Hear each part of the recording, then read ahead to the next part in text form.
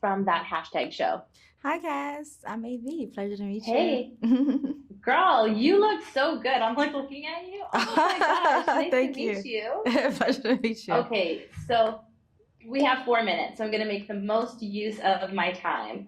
The movie, my only regret is that I didn't get to watch it twice. It was Ah, thank so, you. so, so good, Thank honestly. So you. you wrote and directed this. No worries. Yes. You wrote and directed this. What key messages did you want to communicate to viewers through this movie?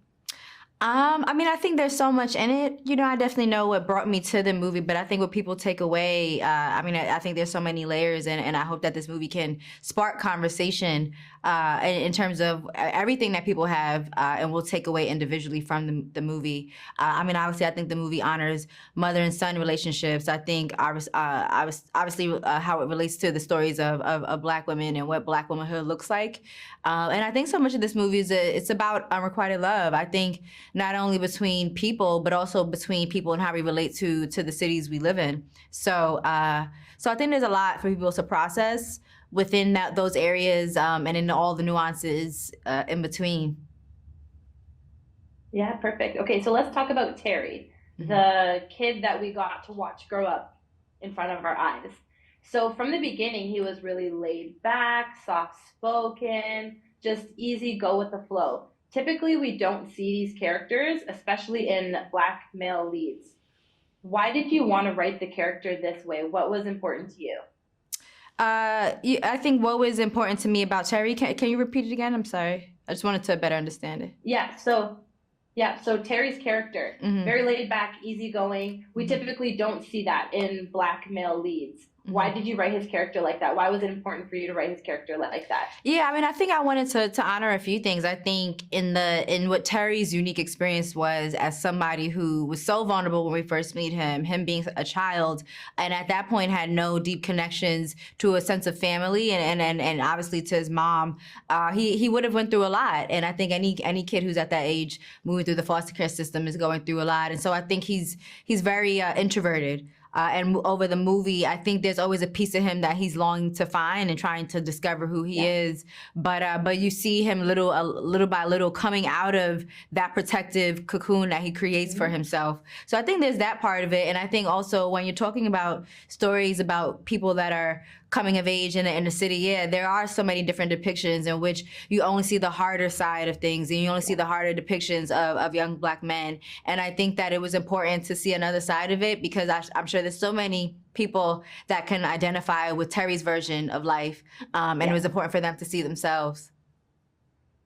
100%. Okay, so we got 1 minute left. So let's finish with a fun, creative question. So in Toronto, that's where I'm from, they're called neighborhood improvement areas, so NIAs, which is just a beautiful way of saying gentrification. And a lot of the time we see social systems that don't create change but create cycle.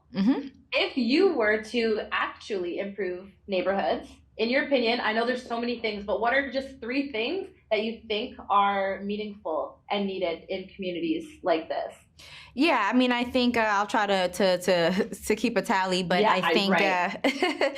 I think obviously focusing on the social needs of communities. I think in the case of the movie, we see these are 2 people that are products of the foster care system, and I think for whether people come from that system or whether people just are in the community, they're so desperate for support and they're so desperate for resources, and people can act out in a number of ways. And I think that cities need to stop reacting to that with Band-Aids and stop reacting into ways to villainize people for being a product of the ways that they're being ignored. I think just over-policing is definitely a part of that, and the way that it's like, oh, okay, instead of actually helping people in the deep core intrinsic ways that they need, let's just yank them off the streets altogether. So I hope that people can, or community, it can be reworked how people approach these communities. Repeat the question again. I just want to make sure I'm clearly sharp in the other two. Just what are 3 things that you would add to the communities to actually improve communities? Yeah. So number 2 would be to protect what's sacred to those communities. I think respecting the culture and the history of what's there.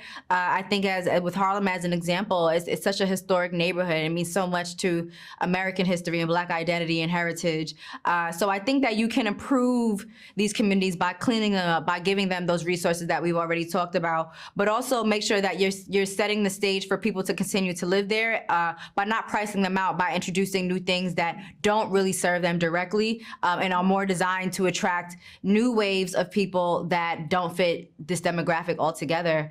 And so I think that the last thing that we can do to lift these communities up is definitely to not only pay attention to them when different people of different backgrounds come in. Like, don't try to just clean up the neighborhoods just because people that are socially and economically more privileged are stepping in. You know, give people a sense of pride and dignity about the homes that they live in, and I think it only adds to the realities of what's more challenging for people to overcome when you only want to improve and empower them as a byproduct of you just trying to attract and push them out for other people.